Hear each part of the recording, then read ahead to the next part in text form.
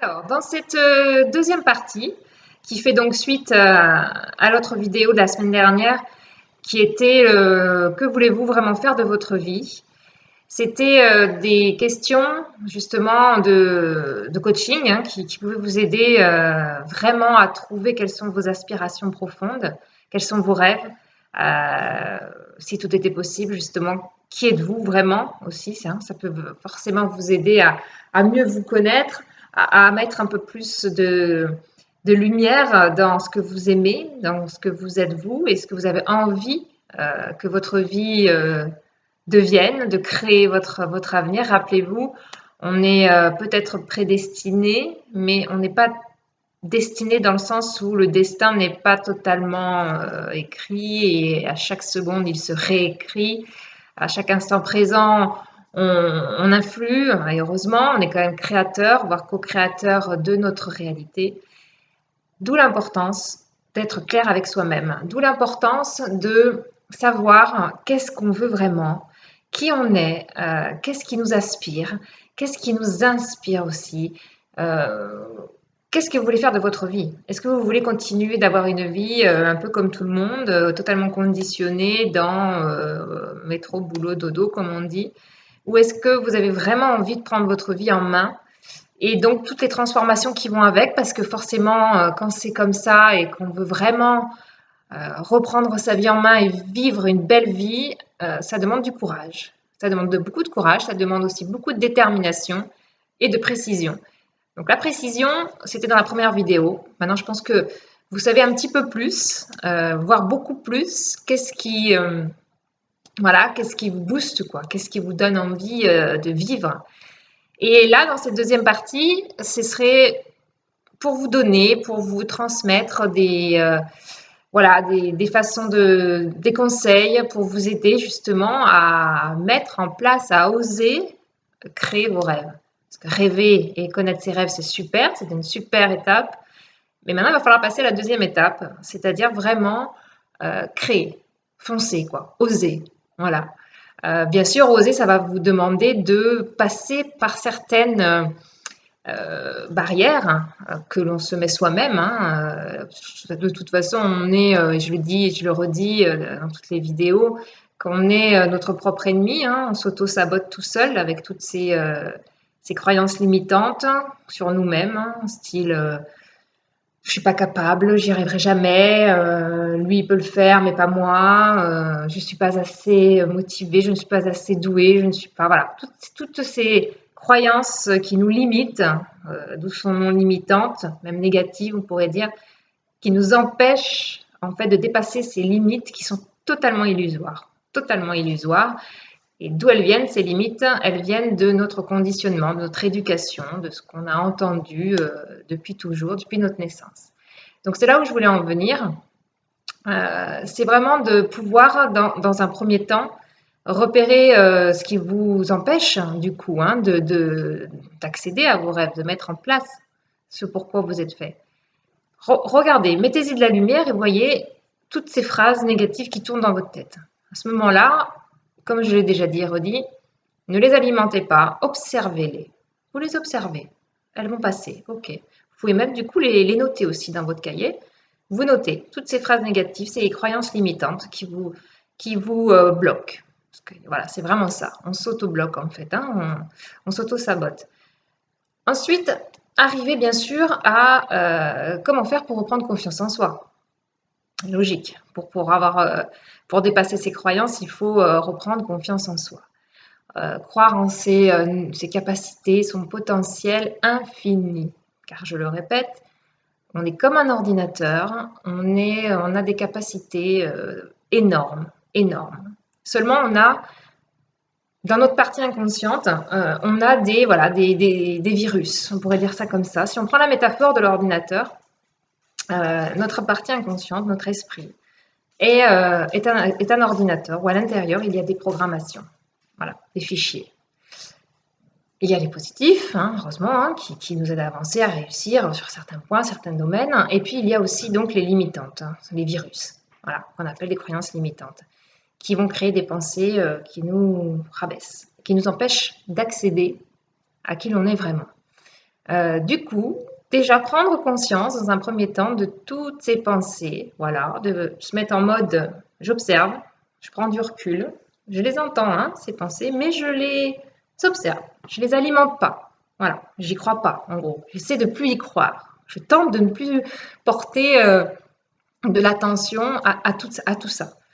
Pourquoi? Parce qu'à la base, elles viennent quand même de quelque chose que l'on a vécu à l'époque, des choses que l'on a entendues toute notre enfance, etc., qui se sont programmées. Voilà, programmées à l'intérieur de nous.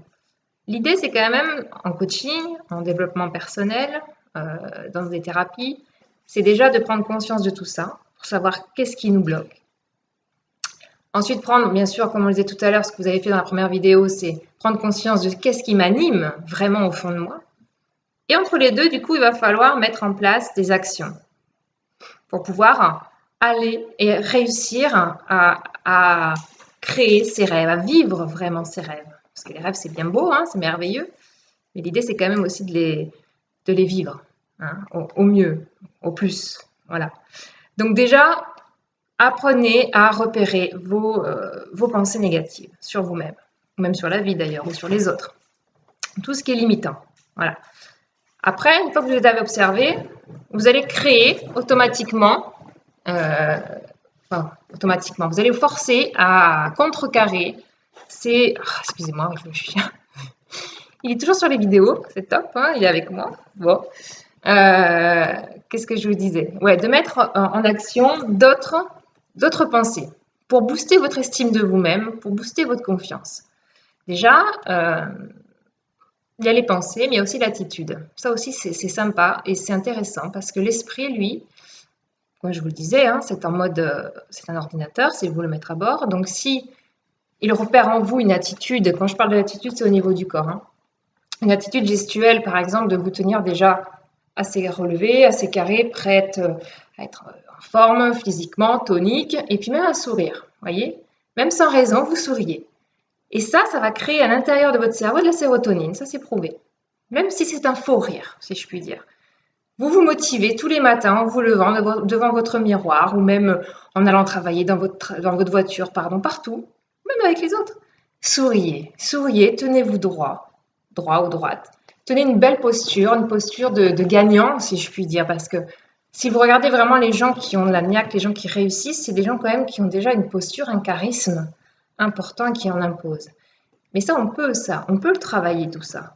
Ça, je vous donne tous ces conseils, toutes ces astuces. Après, vous en faites ce que vous voulez. Mais scientifiquement, c'est prouvé, c'est reconnu. Si votre cerveau ressent que vous souriez, peu importe la raison, il va déjà vous procurer un plaisir, un bien-être, ce qui va vous booster. Donc, en gros, vous vous levez le matin, vous vous boostez, vous vous motivez, vous souriez, vous tenez une bonne posture, vous faites comme si vous étiez en super forme, même si vous êtes fatigué. Habituez-vous vraiment à changer vos programmations. Après, bien sûr, il va falloir faire un peu comme des mantras, c'est-à-dire répéter des phrases positives. Ça, c'est un peu la méthode Coué, méthode positive, des pensées positives. Et ben, c'était déjà à l'époque, parce que ça date, je sais plus, pas mal d'années, des décennies, je dirais. Mais il avait un peu raison quand même déjà, Monsieur Coué. C'était vraiment, ça marchait. C'est-à-dire qu'il écrivait, il demandait à ses patients d'écrire des belles phrases positives sur la personne, hein. Je suis belle, je suis capable, j'ai un grand potentiel, je réussis tout ce que j'entreprends, j'attire à moi la réussite, j'attire à moi l'amour. Enfin, trouvez, vous, ce qui vous convient. Vous en trouvez plusieurs et vous vous le répétez régulièrement, toute la journée, le plus possible. Ce qui va bien sûr vous demander d'avoir un travail assidu, un travail de conscience sur qui vous êtes, sur vos pensées. Et puis, j'ai envie de dire, une fois que vous faites ça, lâchez-vous un peu la grappe aussi. C'est un peu paradoxal, mais en même temps, c'est important, l'équilibre. C'est-à-dire qu'à un moment donné, vous pouvez aussi lâcher. Lâchez tout ça, faites-vous plaisir, pensez à autre chose qu'à vos projets. Profitez d'un moment de détente, ou faites une méditation, recentrez-vous sur vous, ou même regardez un bon film. Sachez faire des pauses aussi, hein, de ne pas toujours être trop dans le travail perso, trop dans le trop. Voilà, trouvez un équilibre. Pas assez non plus. Si vous restez sur votre canapé et que vous attendez que vos rêves se réalisent, ça ne marchera pas non plus. Voilà, donc l'équilibre aussi entre les deux. Donc la posture, hein, l'attitude, les pensées positives à se répéter régulièrement, même si vous n'y croyez pas. Faites-le, vous allez voir.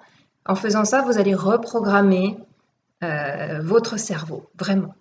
Le cerveau prend à peu près entre 15 jours et 21 jours à créer des nouveaux chemins neuronaux.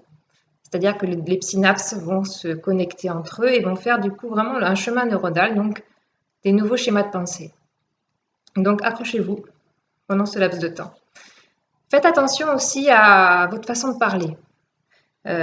C'est-à-dire utiliser que des mots positifs au maximum, essayez d'éviter la négation, parce que le cerveau ne comprend pas la négation. Si par exemple je vous dis, tiens en face de moi là j'ai le ciel, bah, dans le ciel il y a un nuage rose.